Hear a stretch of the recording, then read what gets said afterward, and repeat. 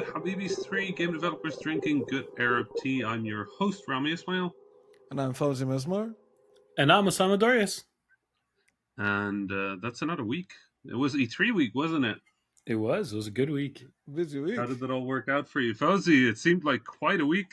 Are you happy with everything? It's awesome, man. I'm loving it. Like the gameplay trailer was super well received. Yeah, and it seems like the community is quite pumped for the new game. So yeah, I saw that the old games are getting a lot more play now because of the announcement of the new game. We have to increase the server capacity on a bunch of pretty old games now. That's good. Y'all just really went, what if it's Battlefield, but like 20,000%? Like it's like over the top on everything. It's incredible. That's like, how the design started in this game. What if we crank everything up to 11? How about That's that? the way to go, really. Games need more of that. I love it. Yeah, you're right, Osama. Like, we really need that sort of like over-the-top game stuff again. Because we all got a little too serious, maybe. For a little while there. Absolutely. I agree. Got a little too brown. We need the color back. And it's like, one of those things about like getting the... the contrast between something that appears very serious but you could be able to do some funny stuff in it makes it even funnier. It's kind of like how in Hitman, it's the game takes itself very seriously, and then when you're able to pull off some like ridiculous stuff, it becomes even funnier for it. Right? Yeah. No, it's really. It looks incredible. It looks gorgeous as well. My God. Yeah, good stuff. I don't know how all that is working. I'm not gonna ask either, but my God.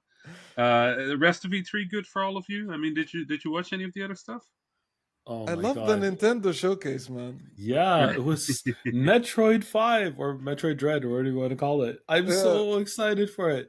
I can't believe there's a new WarioWare. What is this? Exactly. It's WarioWare. So there's Advance Wars. Let's go. And like they showed a bit of Zelda, and like, okay, it's coming out next year. Perfect. Yeah. Right. Absolutely. Yeah. No, it's great. Like I don't know how I'm gonna find time to play all the games I want to play. It's ridiculous.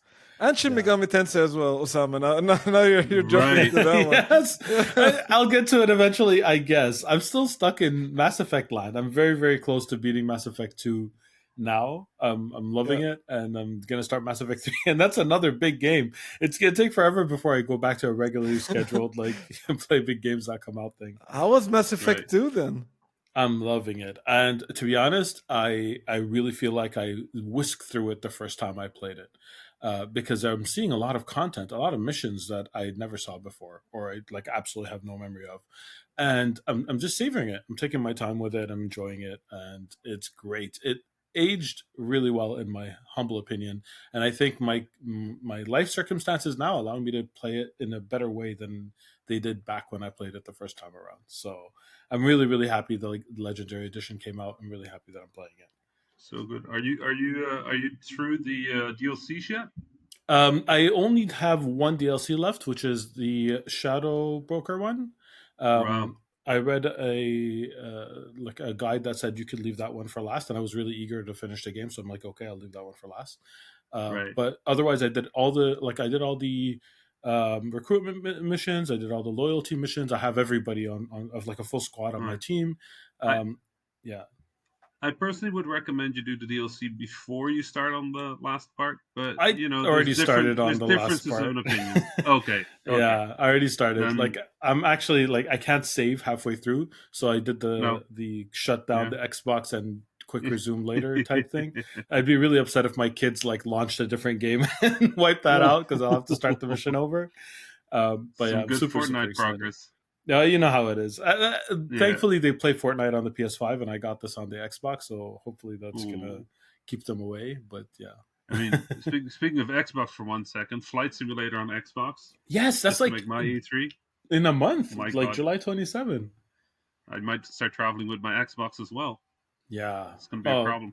Just Game Pass in general, like almost every game announced in the Xbox showcase is coming out Game Pass day one.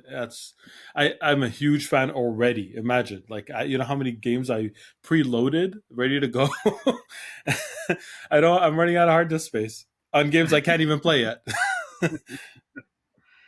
It's great. Yeah, but okay, Mass Effect almost done. Have you been playing anything else? Yes, actually, I finished Backbone, so that the game I spoke Oh about yeah, a little bit right. last week. Yeah, and what a ride! Remember how I was saying last week? Just in the first half of the game, there's surprise after surprise after surprise. Well, Hmm. it's kind of exponential. Like it changes a lot after that point. Like Fauzi mentioned at one point that he read somewhere where there's a big thing that happens in Act Three. Well, it's a completely different game in Act Three. It really is. Like almost anything I said before that point is something completely different now. It's Hmm. hard to say without spoiling it because the game is almost entirely narrative. There's very little gameplay other than choosing what you're going to say, and it is pretty linear too. It's not like your dialogue. I can't imagine. I've only played through it one time, but I can't imagine like even in some dialogues where I tried to really go off like and go in a different direction, it always kind of comes back to the same thing. So it's pretty linear as a game. Bringing your renegade streak to Backbone. Yeah, yeah, exactly. Like I really did try. By the way, I know it's an aside, but I really did try to be as renegade as possible in Mass Effect 2. Oh my god, I'm just incapable of it. I look at that, I'm like, no, I would be like a jerk if I answered that. There's no way. Like, it doesn't sit well with me. The I only saw that renegade. screenshot you posted, which my renegade run is going really well. There's just a Paragon bar entirely full. A Like, little okay. sliver of renegade. The only renegade options that I have no problem with are the action ones. Like the in Right. the middle of a cutscene one. Those I'm like, okay, yeah, cool. Okay, yeah. I wanted him to shut up at that point too. That jerk, that kind of Right. thing. But the dialogue ones, forget it. But back to Backbone. Okay, yeah. So the game kind of changes genres, like at a certain point, which was surprising. And I could see some people losing interest at that point because there's nothing about that that's telegraphed beforehand clearly. Like there's a little bit of foreshadowing, but like you wouldn't be able to guess which direction the game goes at all, which is a good thing in some respects. But for people who are who have specific expectations for what the narrative is, I could see a few people losing interest or not being interested in that direction. I wasn't. I actually was intrigued. I liked the direction it went. It also surprised me. I had to stop and think, do I like what's happening? But the Right. answer was yes. And then the game ended way too abruptly. With like, I was like, okay, if this is the entire story, I'm upset. There needs to be more. I need a better conclusion. The world building Bring was back great the up until Snyder cut. yeah, it's almost like it ended after Act One. Look, Huh. yeah, it's really like it really feels like it was an intro to a big world at the very end of and that's not what I would have predicted. Like halfway through the game, with another 2.5 hours to go, I'm like, yeah, they have plenty of time to wrap this up, and then it just took a complete different turn, introduced a completely different like story arc, and stopped. I'm like, what is this? If there's a sequel, all is forgiven because I need to know. I need to have more backbone in my life. If this is all there is, I'm fuming. I'm really, really upset at the devs for just like, leaving me with all these cliffhangers and unanswered questions. So, So you feel yeah, that like the abrupt end did not like wrap up important story threads. no, absolutely not. It introduced a whole bunch of different ones. Like you Okay. see a character who you thought you knew in a new light. There's a completely different area that's introduced that you don't get to explore. There is a character development that happened to your main character that is just left like just left up in the air. Like a whole bunch of things in the last act that just change without warning, and now the game ends. And I'm like, what? How is this? How is this okay? How are you going to do this to us? So if there's Well, a Backbone 2, like I said, I'm actually going to be the first person in line to play it, and all is forgiven. If there's no intention to have a Backbone 2, I'm upset. Like I want my 5 hours back. That's not how this is not a way to treat your players. these kind of things always intrigue me because like Right. like if it's not an indie team, it'll be like deadline, you have to ship Yeah, that kind of thing. They kind of go like, all right, we need to wrap up what we have and like just get it out there because we have to. yeah, Smaller teams like run out of budget, run out of time, they had to release at a certain time. Like if it doesn't make sense if they're Yeah. they've been like going like consistently building a world and everything has been making sense up until the final act. You know what I mean? Yeah. Something must have happened, and I'm always very curious about that. So I think it's one of those two things, those two scenarios that I said. Either they've always intended this to be an episode one, but for marketing reasons they didn't say it's episode one because they want people to buy it and not wait. You know, the telltale wait for all five episodes Hmm. before you buy it bundle thing. So it's probably that. And if it's that, I'm not upset. You know, I want the full story and I'm going to wait for it. Or they went the lost route where they're like, we'll start a story. We don't know where it's going. How about this way? And then, oh, well, we ran out of time. Let's wrap it up. And if that's the case, I then mean, I'm upset. I mean the third option is they just wanted to tell a story this way, and they actually think that ending it this way is an interesting ending. Yeah, it's a possibility, but I cannot see like You would strongly disagree with that choice. yeah, exactly. Like if they really thought this was going to be satisfactory, I would like I actually would love to have a conversation with someone who thinks oh no, I'm happy with the way it is. They shouldn't continue. Because I'm usually that guy. I'm usually the person who's like, no, it's fine. You don't have to answer every question. Sometimes a little bit of intrigue is good. But this is like not that. This is like what's a good analogy? I don't know. I can't say anything without spoiling it for Right, anyone it's a who. little hard with this game. It's Yeah, like But I mean, I Evangelion. see what. But it's yeah, I don't. I see what you're saying. It's a little choppy. Yeah, Yeah, for sure. but Hashtag more backbone in my life. Right, I just the perfect like. You know what? If the team behind it just went like, how can we get people to say I need more backbone? yeah, And this is how they did it. Like that was the entire thesis for the game. Diabolical. It worked. Brilliant, brilliant. This is the true indie spirit. Yeah. Okay, so I also watched a TV show that I wanted to talk about. So Okay. there's this TV show on Netflix that completely went under the radar, and I'm kind of surprised. It's called Sweet Tooth. The only reason I took note of it is because it was a comic book that I had read a million years ago, like 10 years ago. And to be quite honest, I didn't like the art, and that's the reason I didn't really continue with the story, even though I like it. And that's usually not something I do. Usually, I could tough out the art if the story's good, but I really wasn't that big of a fan of the art. And I was intrigued because I'm like, I didn't know this comic was popular enough to get a TV show. Right. But I started watching it, and I highly recommend it. It is really good. Like it's much better than for what I remember the comic to be. I only read the first like 3 or 4 issues. So It's the on setup Netflix, is you said? it's on Netflix. Yes. Okay. So it's It's kind Game of Pass for TV. yeah, yes. So without like spoiling too much, a world-changing event happens, and it's kind of post-apocalyptic, but not that extreme. And there's this really weird situation where humans are not born anymore. They're any human babies are born as animal hybrids, and that's it. Like that's what I'm going to tell you about this, because anything else, and it's going to take away some of the magic. You find that out, of course, extremely early on in the first episode, but it's not the premise, it's not the plot that's the best part. It's really good. It really is interesting, and I want to know more. It's the relationship between the characters that's really something special. It's basically a coming of age story at the same time as it is a story about someone like finding themselves to be able to redeem themselves. Those are really really strong talking points. Yeah. Are we talking like animal like you know Like half uh gopher, half pig, right, half but monkey. when we bring animals into this, are we talking more like cutesy animals good time, or are we talking more like Bambi or like Simba watching his father die, or like which is this like a sad series? Is it like a happy series? What is it? It goes from one to the other. Oh my god. But I think tonally, it's not so sad. Like I could watch it with my kids. I think it's Okay. like so far I haven't seen anything that's so bad that I wouldn't be able to watch with my kids. Okay. It's some serious topics like abandonment of parents abandoning their kids or like things like that. Or so, it's not all. On, Super on G. a scale of like 0 to Bambi.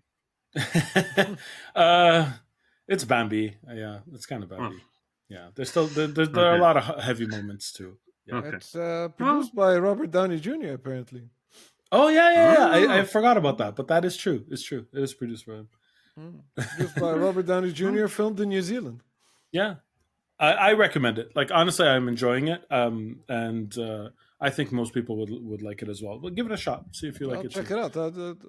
I'm keen to watch some more TV. Only watching Loki right now. The second oh, episode nice. I've watched this week. Huh. That was That's good. What do fun, you think? actually. This show is um, it's like it's from the first episode. It's been going in a direction that I didn't expect at all. Right. Absolutely agree. I didn't expect it to go this route as well. It combines like two of my favorite subject matters, is like comic books and time travel. I just love shows about Right. time travel and timelines and breaking stuff, and yeah, it's wild. Yeah, I'm quite. Yeah. Have you It's guys seen it as well? pretty. You watched it, Yeah. Rodney? Yeah. Yeah. I Yeah. watched I it as watched it. well. Yeah, I'm up to date. Ah, cool. What do you guys think so It's far? It's very like it's good. getting better. Like it's really building my intrigue. Yeah, Right. I mean, by the time this is out, episode 3 will be out, so maybe this will be outdated by that time. But just the way Mm-hmm. they're building up stuff is incredibly good, and they, that it has that thing that WandaVision did, where there's enough questions to really like talk and theorize, Mm-hmm. which I kind of felt like Falcon and the Winter Soldier missed. Yeah, I At the agree. same time, it has like momentum. It has like yeah. immediate momentum. The sort of like central dynamic between Mobius and Loki is incredibly well done. Yeah, Mm-hmm. The world is stunning, Mm-hmm. and I just really like that they're putting Loki in a situation where purpose becomes the biggest question. Like, because the philosophical debate in at the heart of the series isn't so much about time or whatever; it's about whether you can step outside of your given fate, yeah, Mm-hmm. right? Which for Loki is probably like the most important thing as a god of mischief. It's like, is he just doing what he's supposed to, or is he being mischievous, But right? yeah, it's Um, Owen Wilson is so good, man. Like so his good. character is so lovable, and like he's really the star of the show for me. Honestly, like he kind Mm. of like commands every scene he's in almost. yeah, yeah, He, he does such a good job at making the character, because it's a good faith character, right? Like, this is not, he's not a bad guy. He's just doing his job. He wakes up in the morning, goes to his office, does the thing, checks the thing, destroys 7 timelines, murders 100,000 people, and then just goes back thinking that he did a good job, right? That's kind of who the character is. Hmm. And it's kind of wild that he plays it with that level of like, just doing my job, you know? yeah, yeah. Um, I can't think about it too much.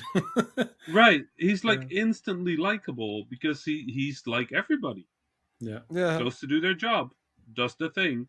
Now he has to work with this Loki guy for 3 days. He doesn't really like it very much, but might solve his problem. So we'll deal with it for a few days. But like the way they get tired at each other, the way they're annoyed at each other, like he sees something from Loki in him, I think. Sort yeah, of like the rule breaking. But beyond that, he doesn't really care what happens to Loki, and Loki really doesn't care what happens to Mobius, but they're kind of stuck with each other for now. yeah. They play off the dynamic incredibly well. It's It's intriguing. it's super interesting for me. Like it's a detective story at the heart of it. That Hmm. is, starring a very unlikely anti-hero and time travel. Right. So like the premise of all of these like three elements together is cool if it was any character, but add to it that the star of the show is an anti-hero in any way. Like Yeah, you trust him, you don't trust him, you trust him, you don't trust him all the time. It's yeah, I'm super excited to yeah, see where Al- that's going. Also, the Oh, cleverness of the apocalypse segment, the yeah, Vesuvius yeah, segment. yeah, so yeah, Oh, smart. like yeah. Loki jumping on the thing and actually giving a speech in Latin, Yes. Yeah, just yes. full on speech in Latin. I was just like, oh hey, finally my education is useful. Uh, but yeah, no, and incredibly well done. I just such a blast. Like, Tom Hiddleston is such a blast to look at, and Owen Wilson is really nailing Amazing sort of like the dynamic. gravitas. Like, oof, Absolutely. very good stuff. So I'm Super, curious how these like really interesting shows are actually getting greenlit at Marvel because they seem like they're so out of left field. I'm happy they are, by the way. I'm just this is surprising. Like WandaVision to start, that kind of premise where it took a lot of guts. Winter like Falcon and Winter Soldier was a little on the nose. Like that's not surprising at all. But Loki as well, and now What If is coming up. Like I Right. loved. I don't know if you've read the What If comic books back in the day, but I loved the What If comic books. I never in a million years would have Osama, can expected we them. make an agreement? If you Yeah. say like, "Hey, did you read this comic book?" I didn't. You know too many comic books. Like, you just come with like, "Did you read this 1987 edition of that and that?" I'm like, "No, I wasn't born yet. Like, I have no idea." I think that's I, actually very accurate. I think What If I read in yeah, about 1987. I'm not even kidding. But like, I don't know if you know anything about the What Ifs, even if you haven't read them. But they're like, I don't want to start and flip this, so I can ask you: have you read this manga, Osama? And then, yeah, right. I haven't read many of This is those. this is just a future episode. We're just gonna grill Osama about comic books, and then it's gonna be a really sad episode when we realize he's read all of them. At some point, like I did read almost everything that came out. Like between 1991 and 2001, that was my heyday of comics. Since then, a little less. But yeah, that's amazing, man. Yeah. I I love it. think I'm a lot more manga focused, where you were a lot more comic focused. Yeah, I read a few mangas too. I loved I was Blade of the 3 years Immortal. old. Yeah, okay, that's fair. I couldn't read yet, folks. Please. You go back to That's the fair. classics, Rami. It's like classic rock. Right. Yeah. I know. I mean, I'm excited about What If because I've sort of understood the premise, right? Yeah. But I think mostly I agree with Osama. Like it's just really cool to see so many experiments in the in the Marvel universe because they don't have to do that, Yeah, but they are. So and it's paying off, and I'm yeah, so happy it's paying off. That's yep, probably going to greenlight more experiments. Yeah. yeah. So yeah. I also played video games. Oh, Uh, I continued to play more of Resident Evil 8, actually, in broad daylight. the Rainbow Edition. The Rainbow Edition. It's like It's the it's kind of like Swedish summer is the perfect time to play horror games. And it's like I can pretend that I'm not that scared as I'm playing it. But also, actually, everybody can see how scared you are on your face. also yes, quite Yeah. clearly. And I can blame the glare on the screen for me not seeing anything. But like seriously talking, the more I play Resident Evil 8, I would say that it's not as scary as Resident Evil 7. And it's because it's closer to Resident Evil 4 than it is to the original like survival horror roots. So Resident Evil 4, when it came out, it kind of took the series in a lot more action direction than survival horror.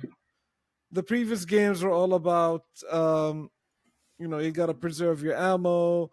You lose progress if you get attacked. You're limited on number of saves. It's all about the puzzles and atmosphere, and it's not really about killing the monsters. You're trying to avoid the monsters most of the time. In fact, Resident Evil 4, were like I think it's one of the biggest things that it gave to video gaming is that it gave us the third-person action camera that we are still using till this day. Over the shoulder camera that's been used in any third person game that you're playing. But it also drove the series towards a lot more action focus. So it wasn't like, you break crates and you find ammo. You can roundhouse kick zombies. And it's more about aiming and shooting, and you're surrounded by a lot of zombies or monsters or whatever. And then you mostly want to shoot your way out.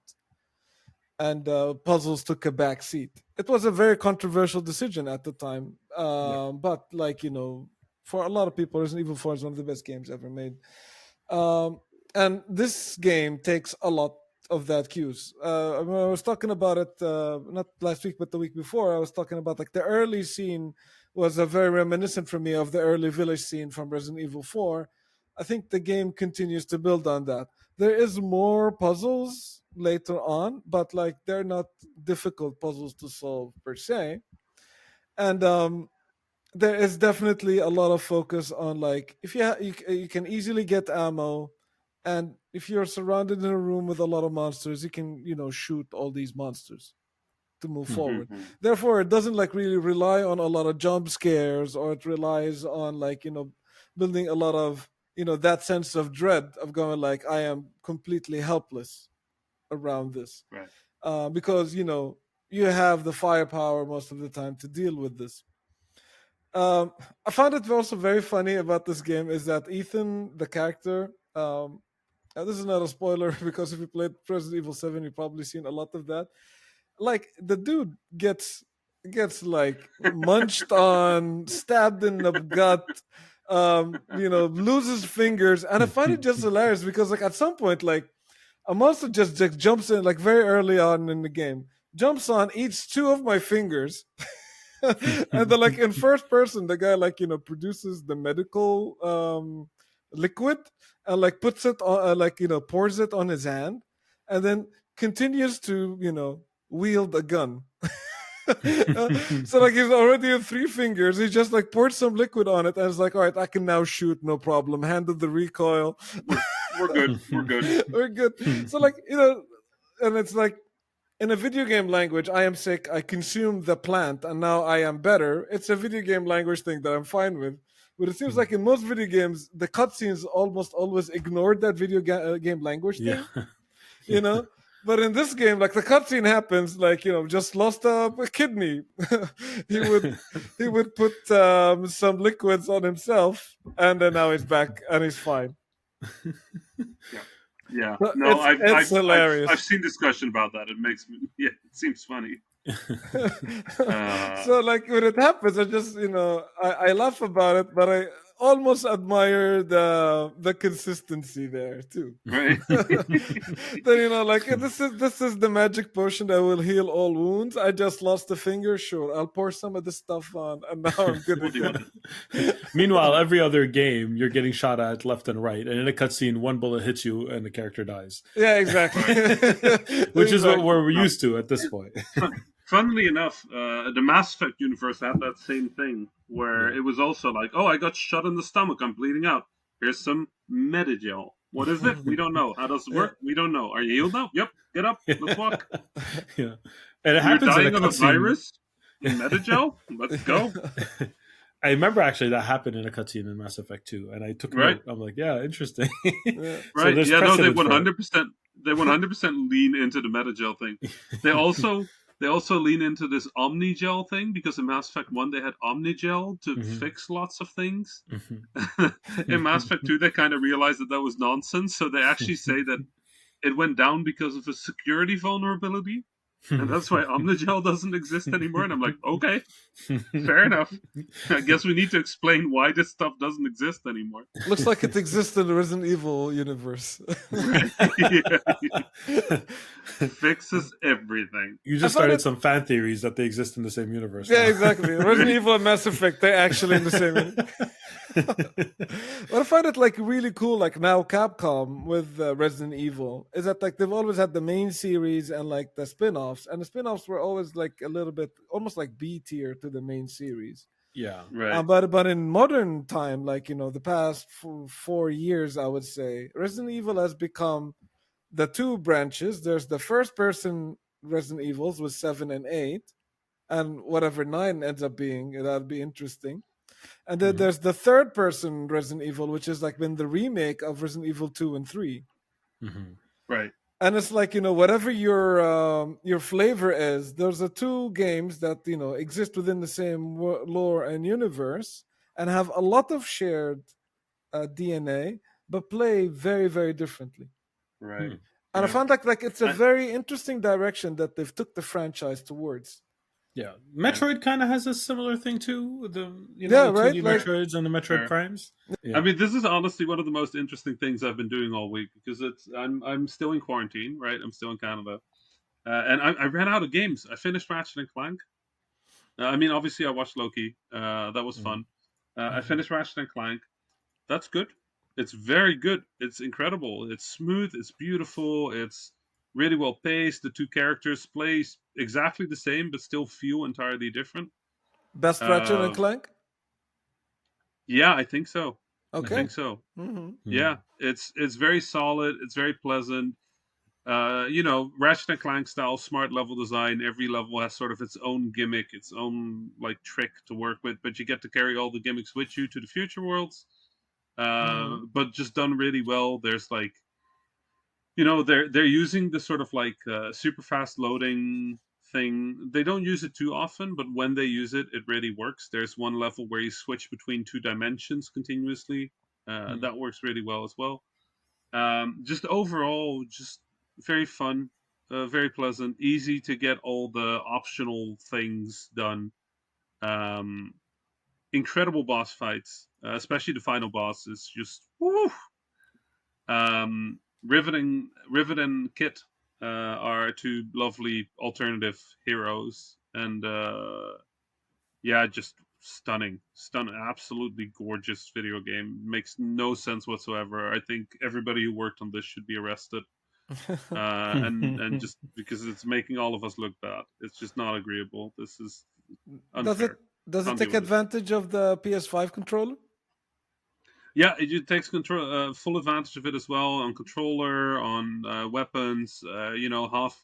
Half trigger charge, like Nice, slow down trigger, rumble, super well done, or nice, haptics, dual sense, whatever you call it.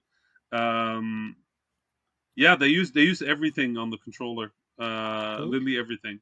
So yeah, really well done. Is it a I Microphone long also too? game? Like, do you get to talk to the uh, game? No, they don't use the microphone. They use everything sensible for a Ratchet and Clank game on the controller. Uh, but yeah, no, it's not super long. It's like an 8 hour, I think, Uh-huh. eight like 8-ish hours, Ah, 8 to 10 nice. hours. But I can't wait to play um, it. It's on my list. Yeah, yeah, same as just on my just list as go. well. It's like from the first few minutes, it's like you're in that, and you kind of just don't want to stop. It has that problem where you're really waiting for a loading screen. He's like, you know what? I'm gonna keep playing until I hit a loading screen. I'm gonna go to the bathroom, grab a drink, and then like 6 hours later, there's still no loading screen because there just is no loading screen. This Never, is there Gen is no 5. There's loading no screen. loading screen. There is never a loading screen. I was so at some point, I'm like, there has to be some point that we're jumping between planets. Nope. Okay, we keep going.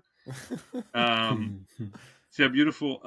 Did I mention Final Fantasy VII remake integrate intermission whatever it is, the Is DLC? that a DLC? I didn't even That's the realize it had DLC. DLC. That's Okay. a Yeah. PS5 DLC, isn't it? It's not like on a previous gen. So there is a PS5 DLC, but that just updates the entire experience to PS5. The intermission DLC is a DLC that allows you to play a short in between story featuring Yuffie.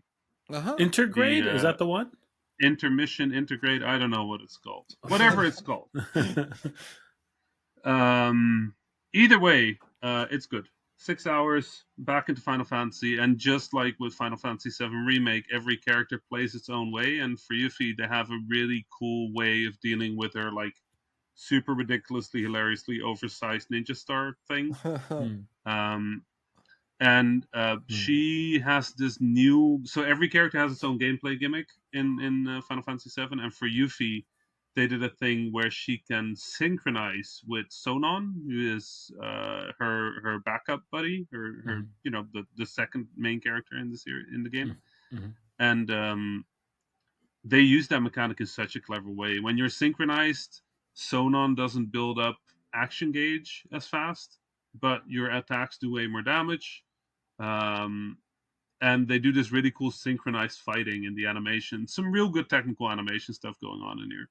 Rami, you play Um, as Yuffie. yeah, you play as Yuffie. Yeah, you That's play the cool. entire DLC as Yuffie. That's cool. Okay, and Okay. And I'm asking for a friend. okay, As somebody who played and finished Final Fantasy VII Remake when it came out, which I think you did as well. Yeah. yeah. This DLC came out. What did you do in order to play it now that you are an owner of PS5? So what you do is you download the PS5 update, Uh-huh. but do not delete the PS4 version. Then you go into the PS4 version, you go into the menu, you choose upload save game. You upload your save game, then you boot up the PS5 version, you download the save game, and then it unlocks. It unlocks your save game, and that becomes available again. And then you can select the DLC by hitting R2 in the main menu. Okay. Hmm. I So looked it's a it up, little by the way. complicated. Intergrade is the visual upgrade. Intermission, you're correct, is the DLC with Yuffie. What is it up with Square? What? Why? What Two is wrong with turbo. them? It's integrated 2 Turbo DX What plus happened and Alpha. why did that happen? Anyway, really good DLC. It wraps up by sort of like wrapping it back into the main storyline of Final Fantasy VII Remake. So if you want a little bit more information on what's going to be coming next for Final Fantasy VII Remake, I would really recommend you jump in and play with Yuffie. Yuffie is very different from Cloud. You either love her or hate her. There's not really an in between. That's very similar to Um, Cloud. You either hate him or right, love him. right. If you hate Cloud, you will probably love Yuffie. If you hate Yuffie, you will probably love Cloud. To be honest, Then I will love um, Yuffie because Yeah. I'm not a yeah, big fan of Cloud. very excitable. She's a bit useful. She can be a bit mean, but she doesn't know she's being mean. Good. That kind of character. So yeah, that was really good. Beyond that, Somehow you yeah, don't watch like mopey No, those anti-hero. angsty anti-hero thing. I do not like that. If I had my way, Wedge would be the main character of Final Fantasy VII. I love well, Wedge. Cloud's okay, definition then- of being cool, he just says whatever to everything. You want to save the world, Exactly. whatever. Exactly. Beyond that, E3. I finished watching E3.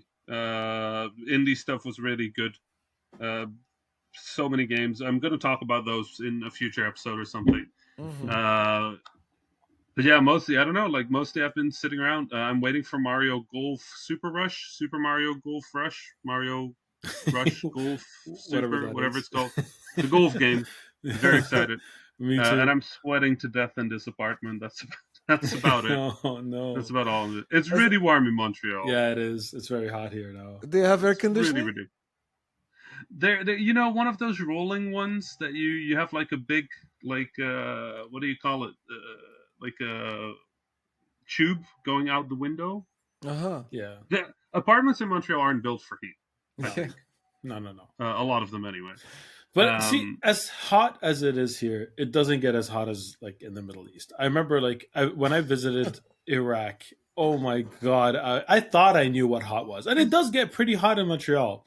But there's no comparing. There's no comparing. I don't know. Here's the thing. I don't think that. So between Egypt and Montreal, like Egypt is like 40 something when it's real hot, right? Yeah. Montreal gets 40 something. Yeah. But I think Egyptians have built their entire culture Yeah. around it being hot. Yeah. Right? That's true. Montreal is built around in summer it's 40 degrees Celsius plus, and in winter it's 40 degrees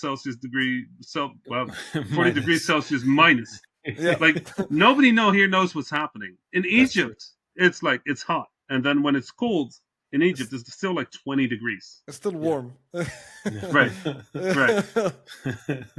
But like in Egypt, like it gets summer, like all the cool food comes out. The day moves to the night. You don't go out in the morning. Like day starts much later. Batig on every watermelon on every street corner. Man, one of the best. All the mango things. drinks. Oh, yes. Ice in them. Absolutely. In Egypt, they have this thing I love in summer is asir asab sukkar, which is like sugarcane juice. Mm-hmm. Yeah. Sugarcane drinks. Yep. Sugarcane drinks. It's the same stalls that they sell the mango stuff. But Yeah. I'm not sure if you guys have the same in Jordan. Like when it's summer when there's tents everywhere, and there's people selling watermelons in the tents. Yes. So like they're absolutely. at the back of pickup trucks, or there's tents, and there's people that selling watermelon, and they sell the watermelon by the knife. They say. So like you don't just buy a watermelon blind. The guy is so confident about his watermelons. I'd be like, I'll get a slice, any watermelon you choose, and it's gonna be red, and I have the knife to prove it. Yep. Right. And like for us, like when it gets really hot, it's always a lot of apartments or like houses in Jordan. They have like, especially if you're on the ground floor, you have like a grapevine that you use like for shade, Mm-hmm. and then you put on the plastic tables outside. My mom or like my grandma will come out and she would like have a bucket full of water and she's like she makes sure that the floor is wet Wet. so that Yeah, the ground is it wet. the ground is wet so it cools off the temperature Yeah. because it gets to 45, 46 degrees. Mhm. And then like ice cold watermelon is served with hot bread and white cheese, Yeah. Oh, sweetened white okay. cheese. So it's Okay. kind of like halloumi cheese, but it's like you leave it in the water for like you soak that white cheese in water and you leave that in the fridge for like 5 days or something like that. So it's not salty anymore. It's not sweet, but it has like a very nice flavor to it. And then you eat watermelon with white cheese and some hot bread. Oh, that sounds so good right now. It's And don't it's forget, it's summer. I need the some watermelon right the now. tea. Actually, drinking tea in hot weather cools you. That's Uh, right. That's and it's right. been it sounds counterintuitive, but it does. It raises your internal body temperature, which means that you're going to sweat more, which actually overall cools you down. Yeah. And it's something that everyone in the Middle East knows, and sounds so counterintuitive otherwise. I have a memory actually, because like my father's family grew up in in the country, like it's farmer nation. Hmm. And the house of my uncle, when I visited, this happened specifically when I was 16 years old. My uncle's house, the middle area, like what you would consider the living room, is more like a courtyard. And all the rooms have their own doors that lead to this outside area, courtyard. And one day it got so incredibly hot, it came very close to 50 degrees Celsius, and the sun was like beaming, hitting you hard. And at noon, what people do is they either nap or they stay in those rooms because and they keep the doors closed, so it keeps the temperature of the inside, right? It doesn't have time to go up to the temperature of the outside. And oftentimes, if you could afford it, you have AC in those rooms. So you have like these little cold boxes. So my uncle was able to have AC in every room. Every room had AC. Right. Nice. And I remember I went to visit at that time specifically. It was with my mother and my sister. And they were in a different room. And I wanted to go outside and walk to their other room. It's just a short, like I'm talking about 20 steps. It's not far at all. And my uncle told me, wear a hat, put something on your head. It's hot outside. I'm like, no, it's a few steps away. So I stepped out of this air conditioned cold box into the 50-degree heat, into Oh, the Uh-huh. other cold room, and fainted. I just Right. collapsed. wow. Yeah. No. I mean, I get Yeah, nosebleeds. I get nosebleeds immediately if I try that. Like Man, I don't that's know yeah, how like to, but like the walking into the heat from an air conditioned from a properly air conditioned room into like the proper heat is like getting punched in the face. yes, Like I swear to absolutely. God, it's like, and like no, most of the time it goes well, but if my nose just starts bleeding, I'm like I'm half Dutch. Yeah. I'm not I can't like. I wear the leather jacket. I joke I'm Egyptian. If my nose starts bleeding in Egypt, I joke I'm Dutch. Like we can't deal with that. Come he's on, got an exit either way. right?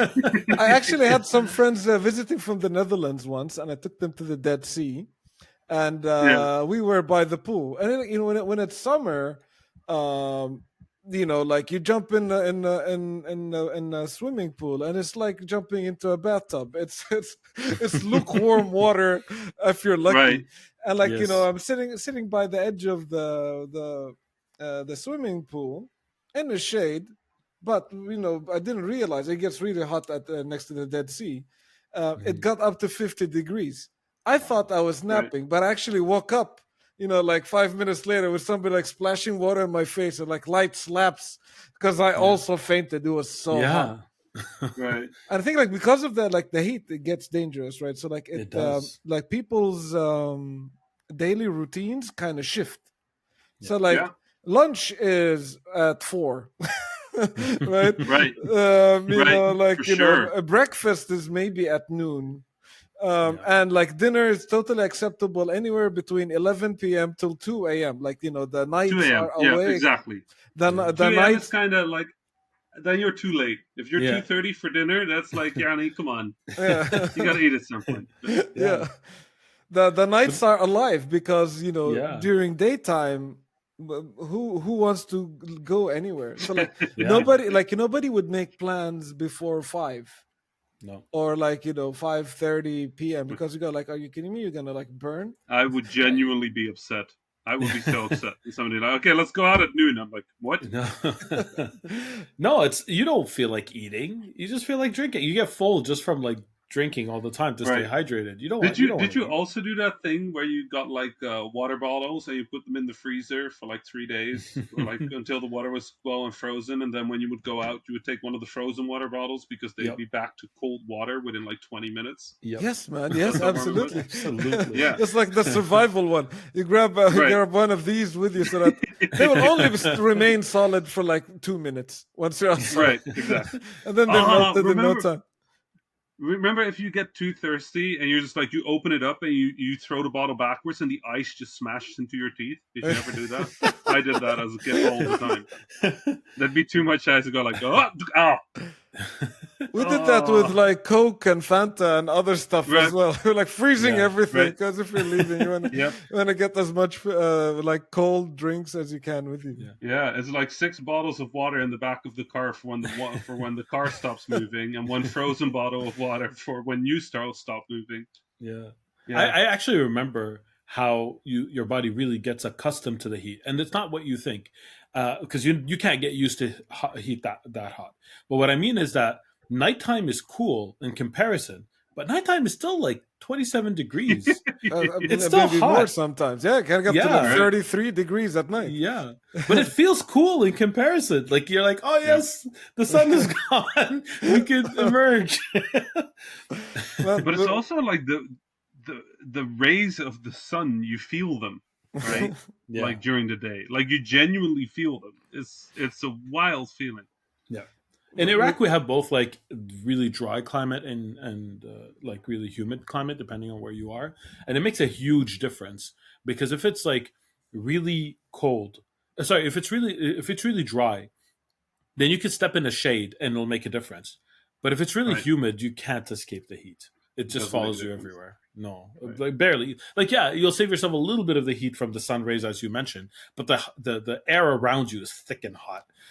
It just follows you everywhere. in some of the more like humid cities, like in Dubai, for example, like Yeah. in the midst of summer, it will be like 46 degrees, but it'll also be so humid. Like the minute I step out of anywhere, my glasses will fog out immediately. Like Right. they're foggy. I can't see it. The minute I step out of the plane, actually, like into Right. the air conditioned Yeah. bus, there's a split second in which my glasses are just foggy and I can't see anything. Yep. People take they take cab rides or their cars for something that's usually like a 2 to 5 minutes walk because you can't walk those 5 You minutes. shouldn't. You'd be drenched in sweat almost immediately. What- In Jordan, I what had is- this problem with my car, obviously my piece of junk car, because it used to I love this car overheat. so much. It used to overheat How all does the it time. overheat as well? It turns off when there's rain. It turns off when there's sun. When does this car drive you, Fauzi? Is it parked like 24/7 every day? It's like at exactly 18.6 degrees we can drive. Like, But I know everything about fixing cars because of that Good. thing. Everything about like, this car overheat easily. Like I turn into a mechanic in 3 seconds. I can fix any car just because I drove that thing. Yeah, like I had to carry like buckets of water with me all the time because my car could overheat at any minute. we also always had bottles of water, to be honest. Like that, but that's just the car. Like cars aren't. I feel like cars are built for Japan, Germany, and the United States of America. Yeah. They're not built for the Middle East. Like no No. car is built to drive in 50 degrees Celsius. Like that's not what cars are meant to do.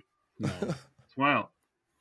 Yeah, Well- no, we had bottles of water always with us, just in the back of the car, and if they were out, somebody was getting in trouble for not refilling them. Yeah, of course. Uh, It's dangerous. You could really get Yeah. dehydrated. right? Yeah, no. I'm It was- like like we have a heat wave in Europe right now, and like keep telling like people like, oh, it's a great. People go like, oh, it's a great opportunity to get some tan or something like this. For some reason, I don't know why, I am like the most genetically ill-equipped person to be from the Middle East. I'm like, the palest Arab man I know. Like, I can't tan no matter how hard I try. I'm instantly either completely white or burnt. There's no in Wow. there's like no in between era for me. And this is one time, like I was out in the sun, and I was like, and my car broke down, overheated, of course. And I'm like, all right, I need to find like I need to go to the shade as much as possible.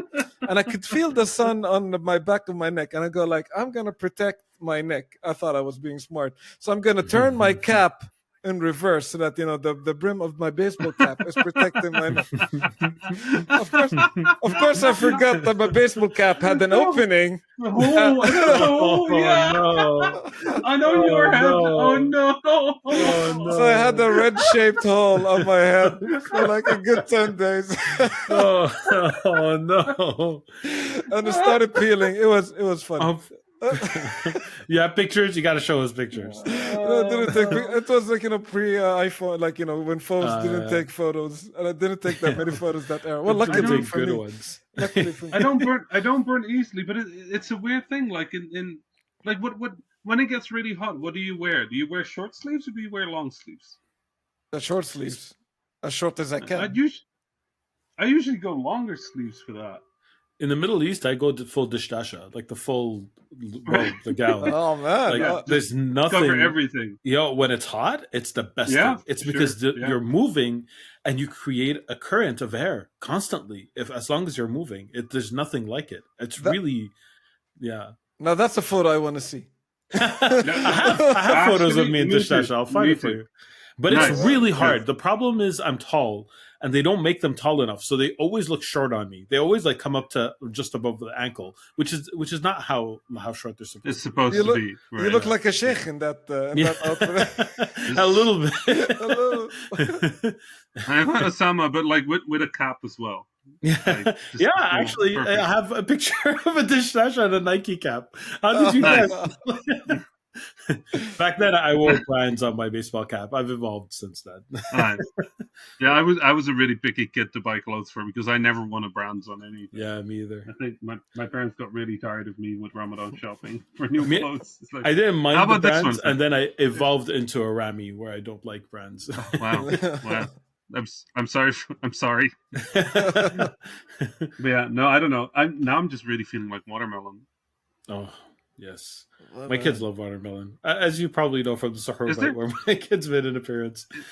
Is there a good place to get watermelon here in the city, Osama? There's a really good place called Sami Fruit. They usually have, if they have watermelons, because they don't have them all the time. They only have them when they're seasonal.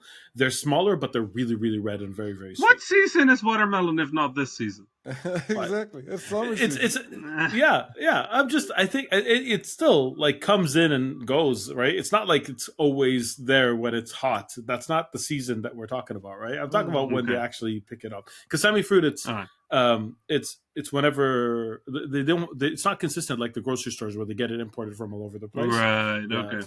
So it's not like that. All right, I'll check it out. Another fruit that is associated to summer with me is figs. Where figs grow figs, a lot for sure. in our region, and fig trees is a very common sight. And when figs, when it's summer season, you can buy like a box of figs, right, for $2 or something like this. I remember my horror when I first moved to Tokyo, and I saw them. They were selling a fig for $17. Right. And I'm like, I could buy a ton of figs with that amount of money. Wow. Right. Yeah. It's quite fruit is quite expensive in Japan, but especially fruit like this that grows naturally in the Middle East, like watermelon or figs. Quite expensive over there. What is lychees? Lychees? Oh, lychees, yeah. Lychees. I somehow I have them connected to summer as well, but I don't think they're particularly a summer fruit. They're tropical, aren't they? More and stuff. That's warm all the time, whatever you're having, lychees, I guess. Right. Yeah, it's always warm when you're having them. That's true. Yeah, somehow they're connected to them as well. I like those. I'm they're not in a huge season fan of for figs sure myself. because we got them in our veggie box last week, so they're in season for sure. Oh, nice. That's the only way I know when something's in season is if it's in the veggie box. All right. Well, I'm gonna go back to sweating, I think, for the rest of the day. But sounds like fun. I think I mean it's really Montreal is just, it feels like it's not built for this heat. No, it's but, definitely you know, not. But it's okay, Ramney. We have ice cream shops, and as soon as your quarantine's over, I'll take you out for some ice cream. I know. I'm also stuck inside. I mean, if I could at least sit like outdoors, that'd be great. But I have the government calling me every like 12 hours to be like, "Are you still inside? Wow, hey, are you still inside?" That's intense. So I don't know. I'm staying inside. I'm being good. Like, at least someone's checking up on you. It's sweet in a way. Yeah, I wish they were less automated robots. But you know, that'd be nicer. But yeah, no. I mean, I'm glad to be here. I'm excited for the quarantine to be over and for new video games to come out. I can't wait for Mario Golf. And Mario Party, right? I hear you're a big fan. Oh, I will fight you. I will never. If I can never play Mario Party ever again, that would be a good day. Oh my God, Rami, you and I are definitely on the same boat for this one. As much as I love most Nintendo games, I hate the Mario Party games. Wow. Okay. I would rather go sweat in a small room for 16 hours than play Mario Party for 1 hour. Mario Party drives me nuts. I can't. I'm the exception because I love playing them with my kids because they have just randomness and catch-up mechanics, so I don't have to let my kids win because I could play as well as I could. But you also can't make your kids win because you don't know who's gonna win. That's exactly the point. But because what it's life random, lesson is that? Right. None whatsoever. But there's an age for kids where Mario Party is perfect for them, where you could have kids of all ages and all try their best, and it's a coin flip of who wins. And all will have a horrible time besides the person who wins. Like literally everybody will hate it. Even the person who wins will hate it because they know it's not deserved. Even the but person maybe who I'm wins, just not the right answer. the Yeah, it's just person like, who wins hey. goes like, "Oh, looks like I won." How Yeah, about it that? seems I was 26 stars behind, but Toad came up and said, "You're switching stars with me," so I got all your 26 stars, and then I got 4 bonus stars for having the most stars. What is up with Mario Party? I'm so happy I went through all these mini games in which you all like ganged up on me, and I wasn't having fun at all. And then I rolled this dice, and now I won. What a great game! I mean, if I want to play good mini games from Nintendo, I'll play WarioWare. Thank you very much. Yeah. WarioWare. The new one is Rhythm co-op. Heaven. I'm very excited. Very excited. Anyway, I think that's it for today.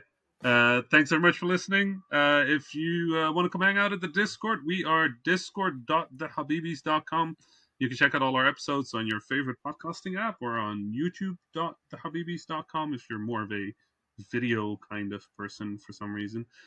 We don't have faces on there. We just have a little waveform, but it took me a lot of work to make that move from the right to the left instead of the left to the right. So go check that out. You know, like that was like seriously 3 days of research. Oh my god. Anyway, thanks so much for listening. This was another episode, and salam. Salam. Salam. That was the Habibis podcast for this week. I was Rami Ismail, your host for this episode. You can find me on Twitter at @THA_Rami. My fellow Habibis were Osama Dorias, who you can find on Twitter at Osama Dorias, and Fauzi Mesmar, who you can find on Twitter at Fauzi Mesmar. Send us your questions, stories, and suggestions via info@thehabibis.com. The intro and outro music was provided by Malik Zubaida, and the logo was provided by Ibrahim Hamdi. The Habibis is a weekly podcast about 3 game developers drinking good Arab tea, with new episodes launching every Friday, inshallah. If you enjoyed the show, don't forget to subscribe on your favorite podcasting service or check out thehabibis.com for more information. Thank you for listening, and salam.